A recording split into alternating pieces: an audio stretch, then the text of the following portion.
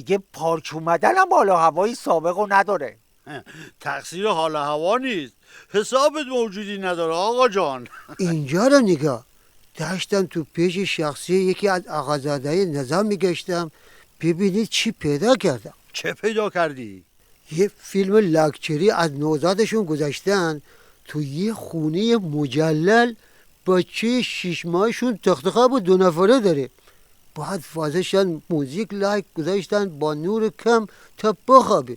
فیلمش مثل هالیووده جان تو. اون وقت ما بچه بودیم آقا جون برای خوابوندن منو مینداخت رو ساق و پاش، مثل سانتریفیوژ اونقدر تکان میداد که پلاسمای خونم میچپید رو هزار. عوض خوابیدن 24 ساعت بیهوش میشدم. چی کار کنم؟ امکاناتمون در همین حد بود دیگه. مثل آخوندا دستمون تو جیب ملت نبود که. حالا این هیچی، به جای قنداق منو با هر چی گیرشون میامد میبستن. یه مدت من لای دمکنی قنداق میکردن. تا چند ماه هر جا میرفتم میگفتن وای خدایا بچه‌تون چه بوی برنجی میده.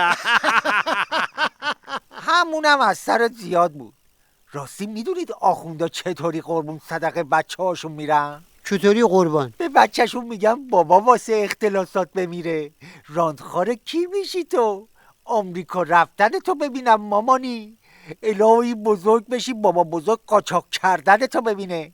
قربون چشای ناپاکت برم که اختلاسات به بابات رفته فسادت به عموت. ولی عمو سفتر، مکان اصلی مسافرتشون کاناداست، نه آمریکا و اروپا. میدانستی تو بچگی آقا جون منو خارجم برده بود؟ نه بابا، راست میگی؟ دروغ هم چیزه. بچه که بودم آقا جون منو برد استانبول. بعد که بزرگ شدم فهمیدم گولم زده، منو برده بود اردبیل. تو تاکسی هم آهنگ ابراهیم تاتلیس هم گذاشته بود که طبیعی جلوه بکنه. تازه چند بارم همینطوری رفتیم آمریکا. برو خدا رو شکر کن 30 سال پیش با 10,000 تومن تونستم تا اردبیل ببرم و برگردونمت.